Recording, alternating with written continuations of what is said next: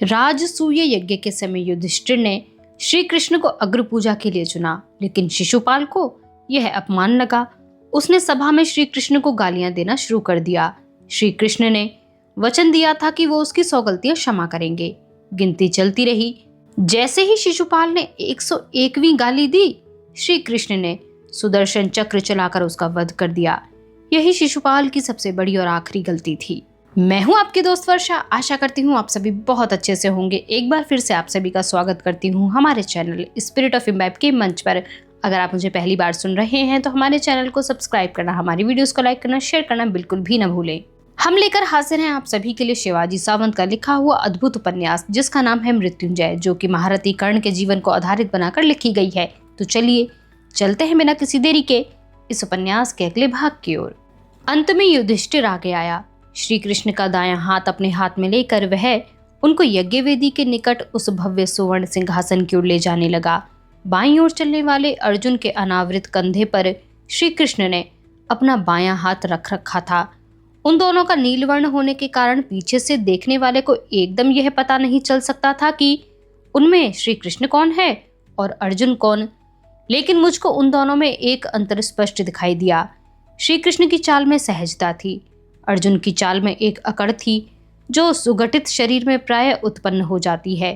मंडप में लगे थूहर के स्तंभ के सहारे खड़ा होकर मैं दूर से श्री कृष्ण को देखने लगा, जिसके लिए मानापमान के सभी रूढ़िगत बंधन तोड़कर मैं निमंत्रित न होने पर भी यहाँ आया था। मेरी वह इच्छा पूरी हो गई। श्री कृष्ण के शरीर के वर्ण में और आकाश के वर्ण में मुझको अत्यधिक समता प्रतीत हुई। कानों की ओर संकुचित होते हुए उनके नेत्रों में एक ऐसी आत्मीयता थी जो अन्यत्र दुर्लभ थी। लघु होते हुए भी देह यष्टि कसी हुई थी, आंखें बड़ी बड़ी थीं, सुंदर मत पलकों से वे आच्छादित थीं। युधिष्ठिर ने उनको यज्ञ कुंड के निकट स्थित सुवर्ण सिंहासन पर बैठाया। उनके बैठते ही सभी जन आसनस्थ हो गए। ऋषिगण ने अपने अपने व्याघ्र चर्मों पर पद्मासन लगा लिया। मेरी ओर किसी का भी ध्यान नहीं था और ध्यान होने का कोई कारण भी नहीं था। मंडप से सहज ही अपनी दृष्टि फिराते हुए श्री कृष्ण को मैं यज्ञ कुंड के एक कोने में दिखाई दे गया। क्षण भर के लिए हम दोनों की दृष्टि मिली। अकारण ही मेरी आंखों के सामने चंपा नगरी में गंगा का विशाल पात्र दिखाई देने लगा। मनुष्य का मन भी कितना विचित्र होता है, उसको कब क्या याद आएगा इसका कोई नियम नहीं। मुझको देखते ही वे सिंहासन से फिर उठे। हाथ से संकेत कर उन्होंने आचार्य विदुर को अपने समीप बुलाया। धीरे से उनके कान में कुछ कहा। मेरे सिर पर मुकुट नहीं है, यह ध्यान होते ही मुझको दुख हुआ। आचार्य विदुर मुकुट की व्यवस्था करने के लिए ही शायद मेरी ओर आ रहे थे, लेकिन मेरे पास आते ही उन्होंने मुझसे जो कुछ कहा उससे मैं चौंक पड़ा। वे बोले, अंगराज, यज्ञ कार्य अब प्रारंभ होने वाला है, आप आसन ग्रहण करें। मैं यहाँ खड़ा हूँ, यह उचित नहीं है क्या? उत्तर की अपेक्षा से मैंने कहा, सिर पर मुकुट न होने पर नरेशों की पंक्ति में कैसे बैठा जाए? यह मेरी इच्छा नहीं है, भगवान श्री कृष्ण की है, उन्होंने शांतिपूर्वक कहा। इस उत्तर के लिए मेरे पास शब्द ही नहीं थे। मैं चुपचाप उनके पीछे चल दिया और उनके बताए हुए एक आसन पर बैठ गया। चारों ओर शांति छा गई। चतुर्थ प्रहर होने के कारण अस्त होते हुए सूर्य की सर्वस्पर्शी लंबी किरण बलाएं प्रवेश द्वार से होकर समस्त मंडप को स्पर्श करने लगी। उनको देखते ही यूं ही एक विचित्र विचार मेरे मन में तैर गया। मुझको आचार्य जी ने एक आसन दिखाया था, लेकिन उन किरणों को वे कौन सा आसन दिखाएंगे? और सच पूछो तो उनको आसन दिखाने की आवश्यकता ही क्या थी? बिना किसी निमंत्रण के और किसी के भी विरोध की परवाह किए बिना वे मंडप के प्रत्येक आसन पर आकर बैठ नहीं गई थी क्या?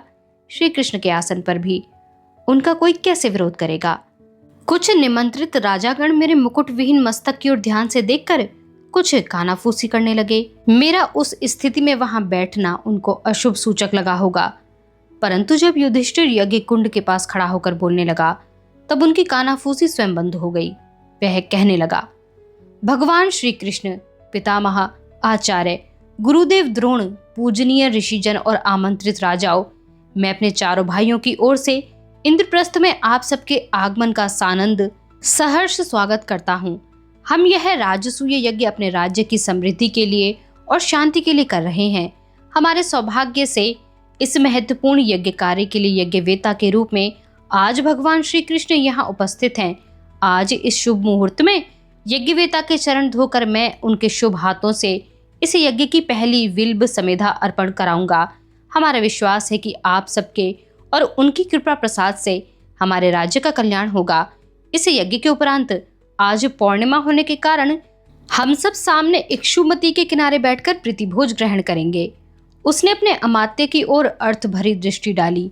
वे विविध नदियों के जल से भरा हुआ एक सुवर्ण कुंभ और एक सुवर्ण थाल ले आए। युधिष्ठिर ने वह थाल श्री कृष्ण के चरणों के पास रख दिया। सदा सूक्ष्म दृष्टि से मेरे पैरों को निहारने वाले युधिष्ठिर उस थाल में श्री कृष्ण के चरणों को रख श्रद्धा पूर्वक सुवर्ण कलश का जल उन पर उंडेलने लगा। सभी आमंत्रित राजागण इस दृश्य को उत्साहपूर्ण शांति से देखने लगे। जैसे ही चरण धोने का कार्य पूरा हुआ, उसने थाल में से रखे हुए जल से थोड़ा सा जल अपनी दाईं हथेली पर रखा। फिर श्रद्धा से आचमन की तरह उसका प्राशन किया। अपने अतल सी धागों के बहुमूल्य उत्तरीय से भक्तिपूर्वक श्री कृष्ण के गीले पैर पहुंचे। मैंने उन चरणों के सीधे नीले अंगूठे पर दृष्टि डाली। मेरे बाण का व्रण वहां होना चाहिए था, लेकिन वह वहां नहीं था। अग्निहोत्र ऋषि ने प्रणव मंत्र का जाप करते हुए धधकते हुए अंगारों की एक थाली यज्ञ कुंड में उड़ेल दी। उन अंगारों पर अर्पण करने के लिए श्री कृष्ण ने बलवज्र वृक्ष की लकड़ियों की एक छोटी सी गठरी धीरे से उठाई। आगे झुककर वे उस गठरी को यज्ञ कुंड में अर्पण करने ही वाले थे कि इतने में ही नरेशों की पंक्ति में बैठा हुआ चेदीराज शिशुपाल अपने आसन से खट्ट से उठा और अपनी गदा को झटके से उठाकर कंधे पर रखता हुआ तीव्र विरोध भरे कड़कते स्वर में चिल्लाया, ठहर! वह ऐसा लग रहा था जैसे किसी को मारने के लिए चौकन्ना वृषभ खड़ा हो। उसके स्वर गरजते बादलों जैसे थे। सबने आश्चर्यचकित होकर उसकी ओर देखा। समस्त मंडप पर अपनी आग्नेय दृष्टि घुमाकर अंत में युधिष्ठिर पर स्थित करता हुआ वह बोला, और नासिकापुटों को फड़काता हुआ वह क्रोध से बोला, कुरुओं के श्रेष्ठ कुल में जन्म लेने वाले युधिष्ठिर, एक शूद्र ग्वाले के लड़के को इस महान यज्ञ का यज्ञवेता बनाकर क्या तुम यहाँ आर्यावर्त के हम वीर क्षत्रियों का अपमान करना चाहते हो? उसका उन्नत वक्ष ऊपर नीचे हो रहा था। उसके मन में संचित ईर्ष्या उफन उफन कर बाहर आने लगी। जरासंध का सेनापति और रुक्मिणी का किसी समय का नियोजित वर होने के कारण श्री कृष्ण पर तो वह क्रुद्ध था ही। उसने श्री कृष्ण का एक शूद्र ग्वाला कहकर जो उल्लेख किया था, वह मुझको तनिक भी अच्छा नहीं लगा। भीम और अर्जुन तो क्रोध से अपनी गदा और चाप संभालते हुए तत्क्षण आसनों से उठ खड़े हुए। हाथ की बलवज की गठरी समेधाओं के ढेर में फेंककर धीरे धीरे ऊपर उठते हुए श्री कृष्ण ने हाथ से ही उनको संयत रहने का संकेत किया। वे नीचे बैठ गए। ऐसे अवसर पर भी एक बात मुझको बड़ी उत्कटता से याद आई। क्षत्रिय होते हुए भी श्री कृष्ण को अपना जीवन गोपाल पुत्र के रूप में ही बिताना पड़ा था। दैव अत्यंत मनमौजी बालक जैसा होता है। जैसे बालक हाथ में लगे सुवर्ण भूषण को पैरों तले मिट्टी में फेंक देता है और मिट्टी में पड़ी सूखी लकड़ी को हाथ में उठा लेता है, वैसे ही दैव भी पराक्रमी पुरुषों को कभी असहायता की धूल में फेंक देता है और कर्तव्य शून्य कायरों को मस्तक पर धारण कर लेता है। कोई भी अपना विरोध नहीं कर रहा है। यह विश्वास होने पर शिशुपाल आसन छोड़कर सीधा यज्ञ वेदी के अति निकट पहुंच गया। गदा संभाल कर अपना हाथ इधर उधर फड़काता हुआ वह और अधिक रोष से बोलने लगा। उसके मुखरूपी दावानल से चिंगारियां बाहर निकलने लगी। सारे शब्द विवेक शून्य थे।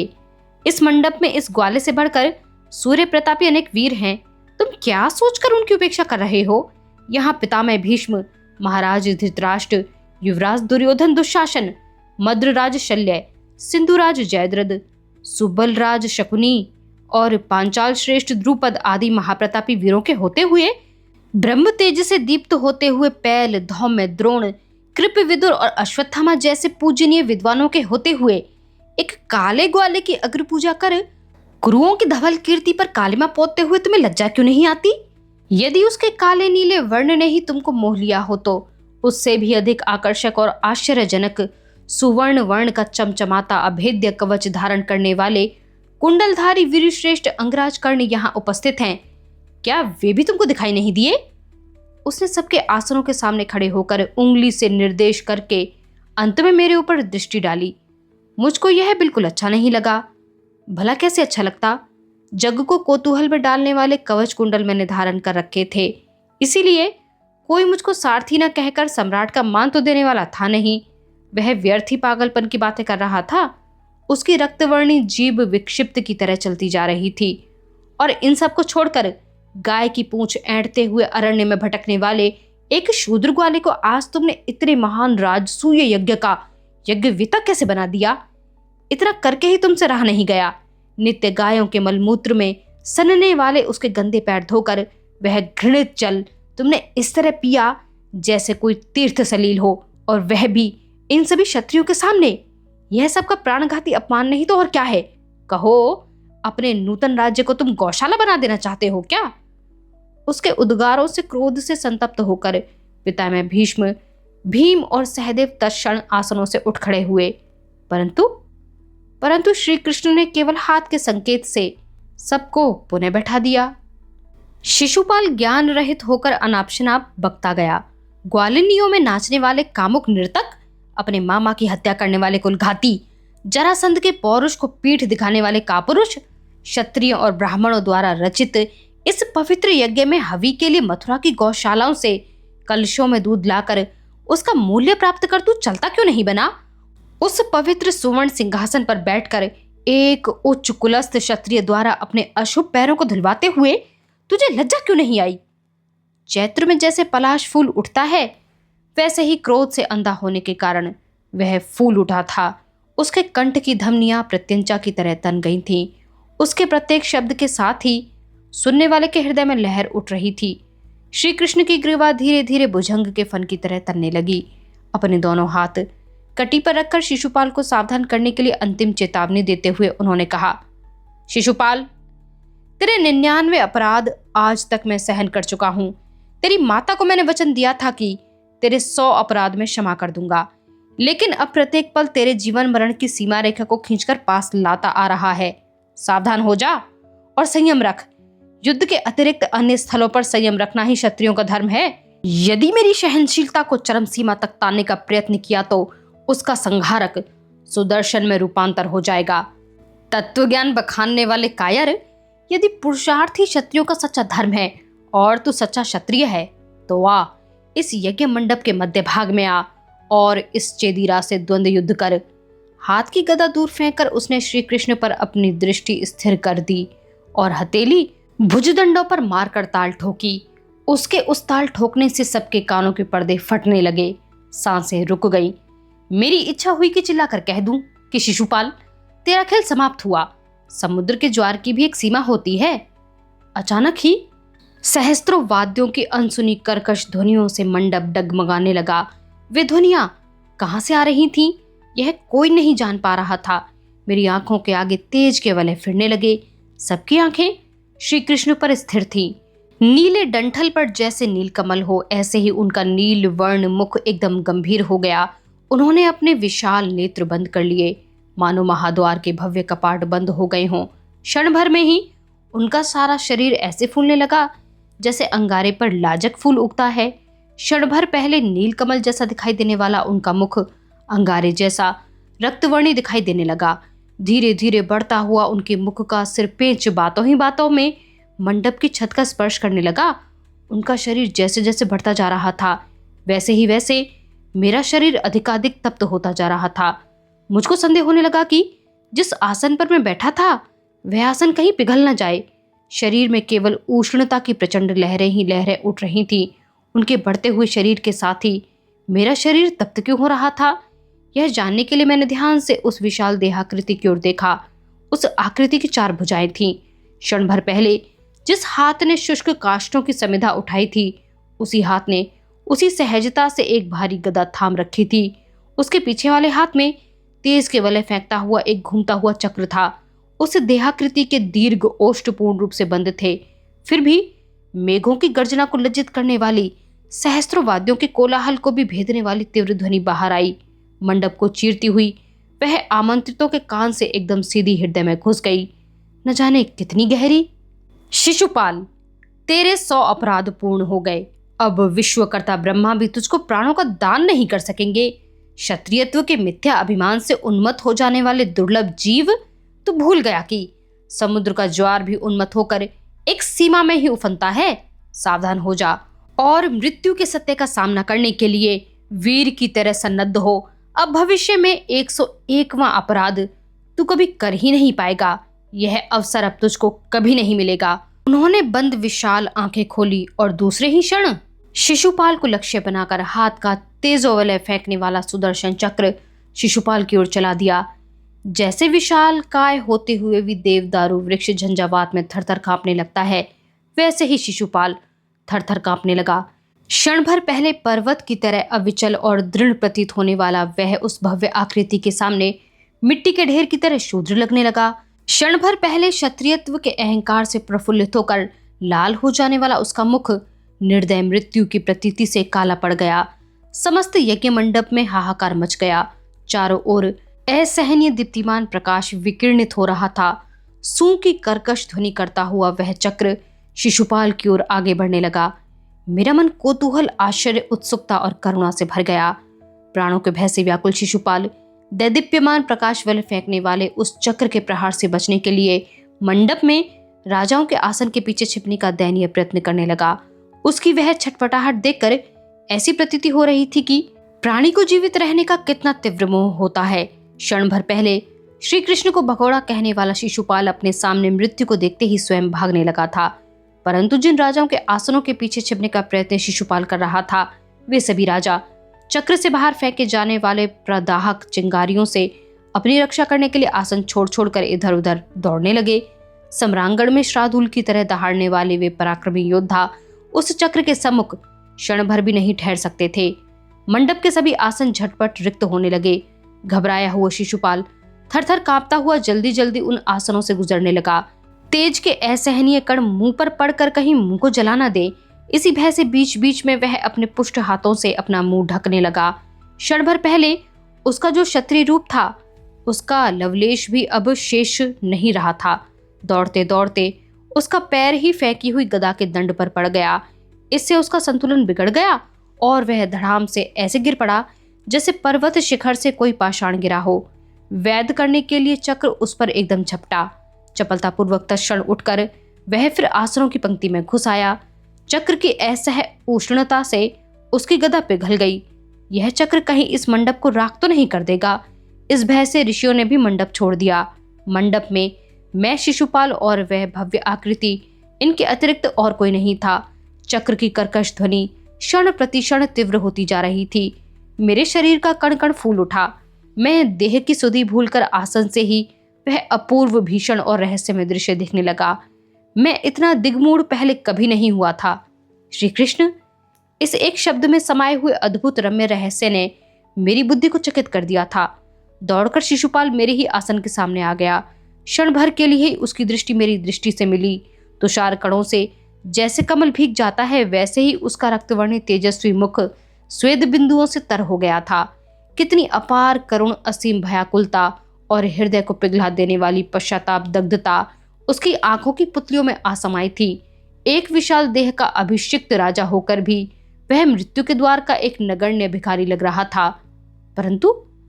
परंतु उस दयनीय अवस्था में भी अपने क्षत्रिय होने के अहंकार को कदाचित वह छोड़ नहीं पाया था, क्योंकि मुझको देखकर प्राणों के भय से वह बिल्कुल नहीं चिल्लाया कि कर्ण, मुझको बचाओ, क्योंकि उस स्थिति में भी शायद वह यह नहीं भूल सका था कि वह एक क्षत्रिय था और मैं एक सूतपुत्र। चक्र पूर्ववत सीटी बजाता हुआ और उसका पीछा करता हुआ मेरे आसन के सामने आ गया। फिर भी मुझको आसन पर शांति से बैठा देखकर उसका मानी क्षत्रिय मन भड़क उठा। जब यह चक्र एक सूतपुत्र को पीड़ित नहीं कर सकता है, तो मेरा ही क्या बिगाड़ लेगा? यह सोचकर झट से मुड़कर उसके बिना किसी सोच विचार के सुदर्शन पर ही हाथ डाल दिया, लेकिन उसका हाथ तत्क्षण जल गया। उसके धैर्य का बांध पुनः टूट गया। भयभीत खरगोश की तरह तत्क्षण कूदकर वह मेरे पीछे आ गया और जैसे बांबी में भुजंग घुसता है, वैसे ही मेरे आसन के नीचे संकीर्ण रिक्त स्थान में वह अपना सिर घुसाकर छिपने लगा। सुदर्शन भयंकर सीटी बजाता हुआ मेरे मंडलाकृत फिरता हुआ भयंकर रव करने लगा। मैं कौन हूं, यह मैं स्वयं ही नहीं समझ पा रहा था। शिशुपाल की पिघली हुई गदा के रस की तरह मुझको अपने शरीर असह उष्ण लगने लगा। उस तेजस्वी चक्र की ओर मैं एकटक देखने लगा। उससे निसृत होने वाले तेजोवलय अस्ताचल के सूर्यदेव की किरण शलाकाओं जैसे उष्ण और स्पृहणीय लगने लगे। वह चक्र था ही नहीं। मानो अस्त होते हुए सूर्यदेव मेरा नियमित सूर्यास्त का अर्घ्य मांगने आज यज्ञ मंडप में ही आ गए थे। झटपट आसन से उठकर मैंने अर्घ्य के लिए अंजलि जोड़ दी। हाथ में चलना होते हुए भी अपनी भावनाओं की अंजलि मैंने अर्पित की। फिर भी वह चक्र प्रदक्षिणा करता हुआ पूर्ववत मेरे सामने घूमने लगा। मैंने अपनी आंखें उस पर एकदम स्थिर कर दी थीं। मेरे सामने तेज के कोटि कोटि कण फिर रहे थे। कर्ण, आसन छोड़, यज्ञ वेदी के पास चल। छत को स्पर्श करती हुई एक भव्य आकृति के मुख से अधिकार के शब्द निकले। मैं क्या कर रहा हूं यह मैं स्वयं नहीं समझ सका। विमूढ़ सा आसन छोड़कर मैं यज्ञ वेदी की ओर चलने लगा। यज्ञ वेदी के पास पहुंचते ही मैं यह विशाल आकृति किसकी है यह निहारने लगा। मेरा मस्तक उस आकृति के घुटने तक ही पहुंच पाया। निरंतर फिरने वाले गतिमान दिव्य तेज कणों से वह संपूर्ण शरीर भरा हुआ था। केवल तेज के घूमते हुए असंख्य कण। जैसे ही मैंने आसन छोड़ा, चक्र शिशुपाल का पीछा करने लगा। सीटी की आवाज बढ़ने लगी थी, इसलिए मैंने पीछे मुड़कर शिशुपाल की ओर देखा। मंडप में अपना कोई भी आधार नहीं है, यह विश्वास होते ही वह रथ के घोड़े की तरह दौड़ता हुआ मंडप का प्रवेश द्वार पार कर राजप्रासाद की प्राचीर से बाहर जा चुका था। देह के वस्त्रों का भी उसको भान नहीं था। बीच बीच में वह पीछे मुड़कर अपने और चक्र के बीच का अंतर अपनी भयभीत मुद्रा से देख लेता था। कभी राजप्रसाद के निर्माण कार्य के बचे हुए पाषाण के पीछे, तो कभी विशाल वृक्ष के पीछे वह आश्रयार्थ छिपने का प्रयत्न करने लगा। परंतु मनुष्य की तरह ही प्रकृति भी उसकी रक्षा करने में असमर्थ रही। दूर से जीवन और मृत्यु का वह अद्भुत खेल देखते हुए प्रत्येक का शरीर रोमांचित हो गया। सैकड़ों नेत्र की उत्सुक पुतलियां सुदर्शन के साथ फिरने लगी। आश्रय के सभा मार्ग अवरुद्ध हो जाने के कारण गलित गात शिशुपाल हारकर अंत में राजप्रसाद के सामने इक्षुमती नदी के पात्र में प्रविष्ट हुआ। चक्र के आघात से बचने के लिए प्रतिक्षण अधिकाधिक गहरे पानी में उतरने लगा, लेकिन उसका मुख मंडप की ओर ही था।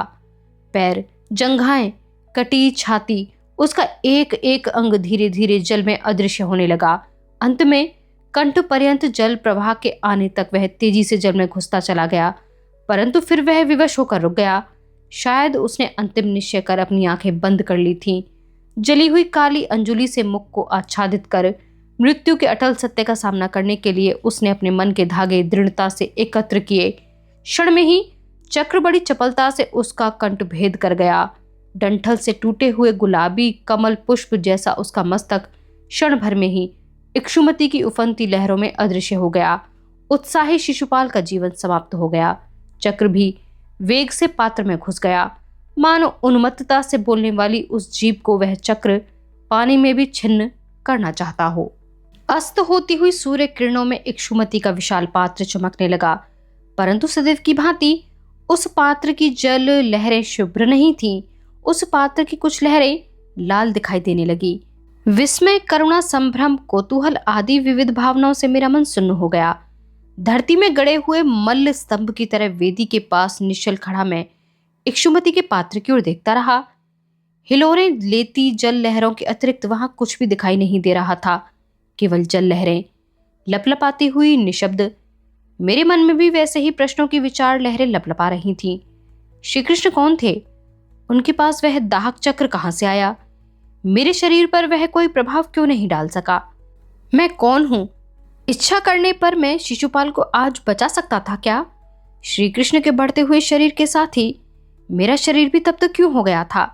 मेरे मन में असंख्य प्रश्न उठ खड़े हुए, परंतु उत्तर एक भी प्रश्न का नहीं मिल रहा था।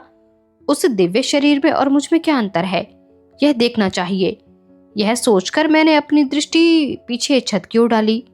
वहां कोई भी नहीं था। युधिष्ठिर द्वारा रखे हुए सुवर्ण सिंहासन पर बैठे हुए कृष्ण, अंगियष्टि वाले सांवले श्री कृष्ण दाएं हत्थे पर दाएं कोहनी टेक कर, दाएं हथेली पर दायां गाल रखकर मेरी ओर देखते हुए मंद मंद मुस्कुरा रहे थे। उनकी अंगियष्टि की तुलना में वह सुवर्ण सिंहासन बहुत ही बड़ा लग रहा था। सत्य क्या है और मिथ्या क्या, यह समझ में नहीं आ रहा था। मंडप के बाहर खड़े योद्धा, राजागण और ऋषिजन एकदम भीतर घुसकर झटपट सुवर्ण सिंहासन के आगे लोट लगाने लगे। श्री कृष्ण ने सौम्य शब्दों में ऋषि जनों से कहा, सूर्यास्त हो रहा है, मुहूर्त मत टालिए। राजसूय यज्ञ की पहली समिधा आज सूर्यास्त से पहले यज्ञ कुंड में पड़नी ही चाहिए। क्षण भर पहले का रोमांचकारी नाटक भूलकर यज्ञ मंडप तत्परता से हलचल करने लगा। ऋषिगण मंत्रोच्चार करने लगे। युधिष्ठिर ने पुनः श्री कृष्ण के चरण धोए। श्री कृष्ण ने शांति से उठकर बलवज की एक गठरी यज्ञ कुंड में अर्पित की। उसके बाद धड़ाधड़ मंत्र बोलते हुए ऋषि मुनि समिधा पर समिधा यज्ञ कुंड में अर्पण करने लगे। उन समिधाओं का धुआं मेरी आंखों के आगे घनीभूत होने लगा। केवल धुआं, आंखों के आगे समिधाओं का धुआं, मन के आगे संभ्रम और संदेह का धुआं। जब श्री कृष्ण के पास सुदर्शन था तो वह उन्होंने जरासंध पर कभी क्यों नहीं छोड़ा? जरासंध के आक्रमणों से त्रस्त होकर ये द्वारिका को क्यों गए? जो जरासंध मेरे वश में हो गया था उसने श्री कृष्ण को कैसे त्रस्त कर दिया? कुछ भी समझ में नहीं आता था। धुआं बढ़ जाने के कारण आंखों में आए पानी को पहुंचने के लिए मैंने उत्तरीय का छोर पलकों से लगाया। तभी किसी ने मेरे कंधों पर हाथ रखा। वह अश्वत्थामन था। चलो तुम भी एक समिधा यज्ञ कुंड में अर्पण कर दो। वह शांति से इक्षुमति के पात्र की ओर देखता हुआ बोला। उसके साथ जाकर मैंने भी औदुंबर की एक समिधा कुंड में अर्पित की। यज्ञ मंडप छोड़ते समय विचारों में लीन दीर्घकाय अश्वत्थामा धीरे से बोला, कुछ भी समझ में नहीं आता। क्या समझ में नहीं आता? इन श्री कृष्ण के संबंध में कह रहा हूं मैं। आज जिस शिशुपाल का वध इन्होंने किया है वह कौन था जानते हो? कौन था? श्री कृष्ण का फुफेरा भाई, श्री कृष्ण के पिता वसुदेव की सगी बहन चेदीराज दमघोष को दी गई है। उसका नाम है श्रुतश्रवा। शिशुपाल दमघोष और श्रुतश्रवा का पुत्र था, श्री कृष्ण का फुफेरा भाई। मैं चुप था। कुछ कहने की इच्छा नहीं हो रही थी। केवल एक ही प्रश्न निरंतर मस्तिष्क में गूंज रहा था, श्री कृष्ण क्या हैं? राजसूय यज्ञ समाप्त हुआ। अविस्मरणीय स्मृतियों की गठरी लेकर हम हस्तिनापुर की ओर लौटने लगे। मेरे मन में श्री कृष्ण से संबंधित विचारों का कोलाहल मचा हुआ था। रथ हस्तिनापुर की ओर दौड़ रहा था। सत्यसेन को हटाकर घोड़ों की वल्गाएं मैंने अपने हाथ में ले ली थी। कशाघात करते ही अयाल बिखराते हुए वे दौड़ने लगे। मेरा मन भी एकदम अस्त व्यस्त हो गया था। पांचालों के राज्य में स्वयंवर के दिन मैं स्वयं श्री कृष्ण से मिलने गया था। मुस्कुराकर मेरा स्वागत करते हुए उन्होंने मुझसे अनेक विषयों पर चर्चा की थी। जिस समय मेरी बातों में प्रसंगवश दुर्योधन का उल्लेख हुआ उस समय बीच में मुझको रोककर उन्होंने विषय परिवर्तन करने वाला एक विचित्र प्रश्न किया था। उन्होंने पूछा था, कर्ण, अरण्य में स्वच्छंद विचरण करने वाले शक्तिशाली वनराज को यदि भेड़ों के झुंड में लाकर खड़ा कर दिया जाए तो उसकी दशा क्या होगी? और क्या होगी? वह क्षण भर में ही भेड़ों का सफाया कर देगा। मैंने उत्तर दिया, लेकिन सदैव ऐसा ही होता हो यह बात नहीं है। कभी कभी उनका भक्षण करना तो दूर, वह अपना अस्तित्व ही भूलकर उन भेड़ों की तरह ही आचरण करने लगता है। यह कभी संभव नहीं। फिर वह वनराज ही कैसा? मैंने उनका विरोध किया। उन्होंने हंसते हुए कहा, छोड़ो इन बातों को, तुम आज स्वयंवर में भाग न लो, यही अच्छा काम है। कम से कम जब तक मैं अपने दाएं पैर का अंगूठा स्वीकृति के लिए ऊपर ना उठाऊं तब तक तो लेना ही मत। तदनुसार मैंने उनकी स्वीकृति प्राप्त होने तक संयम रखा था, परंतु अंत में मैं उस स्वयंवर में भाग ले ही नहीं सका। मुझको स्वीकृति देकर कोई भूल की थी क्या? यह प्रश्न पूछने के लिए मैंने धनुष से वह सूची बाण उनके अंगूठे पर ही छोड़ा था, परंतु उस बाण के घाव का निशान भी मुझको उनके अंगूठे पर यज्ञ के समय दिखाई नहीं दिया। इतनी अल्पावधि में वह चिन्ह उनके अंगूठे पर से कैसे अदृश्य हो गया होगा? उनसे संबंधित सभी स्मृतियां एक रहस्य लिए हुए थीं। एक ऐसी रहस्यमयता थी जो मुझे भ्रांति के समुद्र में डुबो देती थी। यज्ञ के समय उनका सारा व्यवहार एक ऐसा रहस्य था जो प्रत्येक को चिंतन मनन के लिए विवश कर देता था। कहाँ तो वे क्षण भर में ही शत के बराबर विशाल हो गए और कहाँ दूसरे ही क्षण अपनी बुआ के पुत्र की यही लीला समाप्त कर पुनः आसन पर शरीर सिकोड़ कर बैठ गए। सभी कुछ आश्चर्यजनक था। जैसे रथ चक्र धुरी के चारों ओर ही चक्कर काटता रहता है, वैसे ही मेरा मन श्री कृष्ण के आसपास ही चक्कर काटने लगा और घूमता हुआ वह इस निर्णय पर आकर रुका कि श्री कृष्ण अलौकिक हैं। रथ में पास ही बैठे हुए दुर्योधन से मैंने पूछा, श्री कृष्ण के संबंध में तुम्हारे क्या विचार हैं? कर्ण, तुम पराक्रमी वीर होकर भी उस काले जादूगर के जाल में फंस गए हो क्या? उसकी मोटी भौहें चंचल हो उठी। जादूगर? मैंने जोर से कहा, मानो मुझ पर बिजली गिर पड़ी हो।